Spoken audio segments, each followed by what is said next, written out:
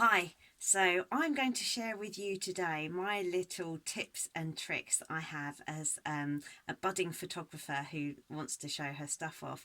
So I have got a photo that I took and have got printed, and what I want to do is to frame that in a nice cheap £2 photo frame that I bought from a charity shop. So it's an 8x6 inch photo frame, but as you can see, it's not going to look as professional as I would really like by just sticking it onto that paper background there. So what I've got is some mount board that I've cut to size, so that's going to fit into there. But what I want it to have is a professional bevel cut. That's basically where it's angled in here, so that my photo is going to sit behind the cut and then go into the frame. So in order to do that, I have this amazing contraption, which is a Logan retractable bevel cut blade. So it's a mount cutter, and what that's going to do, I'll show you what it looks like here. So the blade goes into here, and when I push it down, you'll see there. So that sharp blade comes out, and that will cut through the mount board. And I will be using it with this rail. So as you can see, you've got a rail there, and then this clips in. So these two black bits here clip onto the rail, and then I'll slide it along the mount board. So what I'm going to do is try and show you how I do that once I've measured out the mount board size that I need for the photo. So I'll give you a different view of me cutting it, so you can see exactly how it works, because it is a little bit fiddly to start off with, but once you've measured everything on the bottom, it will cut through amazingly well, and you'll have a really good looking mount that you can put your photo onto. So I'm just going to pause this and I'll give you a different view so that you can actually see me cutting the mount board, and fingers crossed it'll all come out well. So you can see what I've done here is I've marked up the mount board on the back, and so what my photo will fit on the other side, it will fit in there and make it a lovely window. So this is marked up, it's on the back of the mount board, so that will be the front. And then what I have here is another mount board that I positioned this on, and then what I have is the rail. So I'm going to put the rail around this way, going to have that over the edge. So I've put the rail, let's see if you can see it there, so you can see the line here. That's what I'm going to be cutting along, and making sure that I cut from here to here, and then I'll do each side. So that's what I'm going to do now. So I position this here so that it lines up with the line, and then I get this, and what I'm doing is I'm going to put the two black pieces onto the rail so it slides along.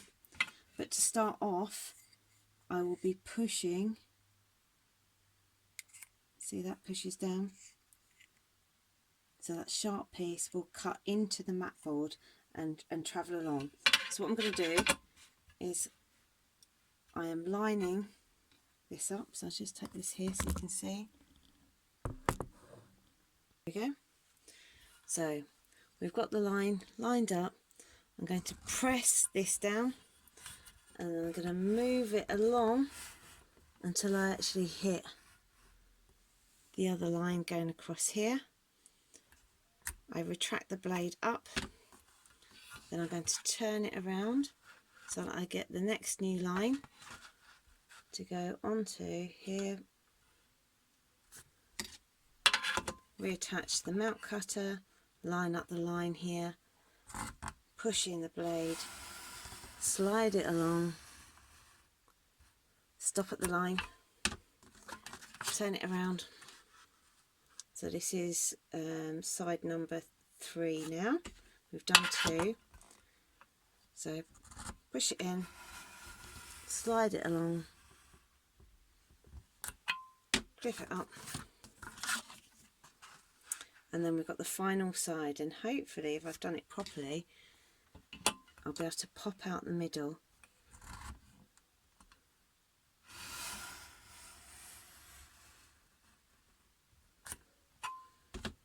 Let's see, there we go, can we see? So we now have the mount cut, and what I have is a board to put on the back. So what you can see here is I have taped up the picture into a board at the back with my mount board that I've cut out at the front, and then what I'm going to do is to get the photo frame, and we're going to put this into the frame if it fits. Yes, it does. And then we're going to cut this way.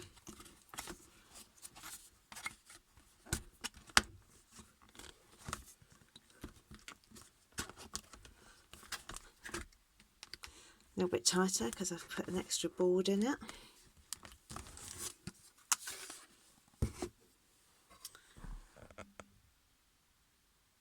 And there we go.